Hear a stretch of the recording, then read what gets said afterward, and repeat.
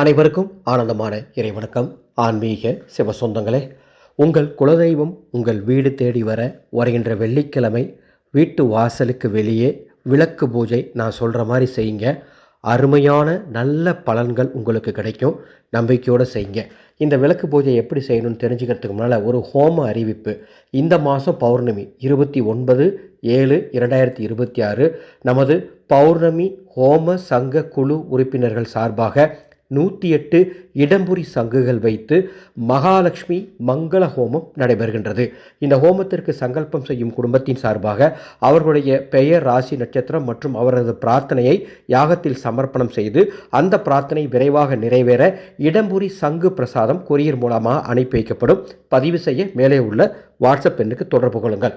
10/7/2026 வெள்ளிக்கிழமை அன்று கிருத்திகை நட்சத்திரம் மற்றும் ஏகாதசி திதி, இந்த மூன்றுமே ஒரு சேர வரக்கூடிய நாள் ஆன்மீக ரீதியாக மிகவும் சக்தி வாய்ந்த நாளாக கருதப்படுகின்றது. இந்த நாளில் நான் சொல்கிற இந்த பூஜையை நீங்கள் எந்த நேரத்தில் வேணால் செய்யுங்க. ராகு காலம், யமகண்ட நேரம் தவிர, சரிங்களா? காலையில், மதியம், மாலை எப்போனாலும் செய்யலாம். எந்த இடத்துல அப்படின்னா, நிலைவாசலுக்கு வெளியே, கேட்டுக்கு வெளியே கிடையாது, நிலைவாசலுக்கு வெளியே இதை செய்யணும். என்ன செய்யணும்? நிலைவாசலுக்கு வெளியே ஏதாவது ஒரு இடத்துல பச்சரிசி மாவினால் கோலம் போடணும். பச்சரிசி மாவில் கோலம் போட்டு அந்த கோலத்தின் நடுவே ஒரு விளக்கு வைக்கணும். அந்த விளக்கு கொஞ்சம் வாசனை பூக்கள் வைத்து விளக்கு வைங்க. அந்த விளக்கு கிழக்கு திசை நோக்கி எரியட்டும். அந்த விளக்கில் நமது அறக்கட்டளையினுடைய சொந்த தயாரிப்பான 108 மூலிகைகளின் சங்கமமான கைலாசா தீப எண்ணெய் இருந்தால் அதை ஊற்றுங்கள், அல்லது நல்லெண்ணெய் ஊற்றி தீபமேற்றுங்கள். அவ்வாறு தீபமேற்றி ஏதேனும் இனிப்புகளையோ பாலையோ நெய்வேத்தியமாக அந்த விளக்குக்கு முன்பாக வச்சுட்டு ஒரு சின்ன தட்டில் அரிசி, அது எந்த அரிசினாலும் பரவாயில்ல, அந்த அரிசி வச்சுருங்க. இதெல்லாம் தயார் பண்ணி வச்சுட்டு அந்த தீபத்தின் சுடரொளியை பார்த்து ஓம் குலதெய்வமே வருக வருக அப்படின்னு 18 முறை சொல்லுங்க. கையில் வாசனை பூக்களை வைத்துக்கொண்டு ஒவ்வொரு முறை இந்த மந்திரத்தை சொல்லும் பொழுதும் அந்த வாசனை பூவை அந்த அரிசி மேலே போட்டு இந்த குலதெய்வ பூஜையை சிறப்பாக பண்ணுங்க.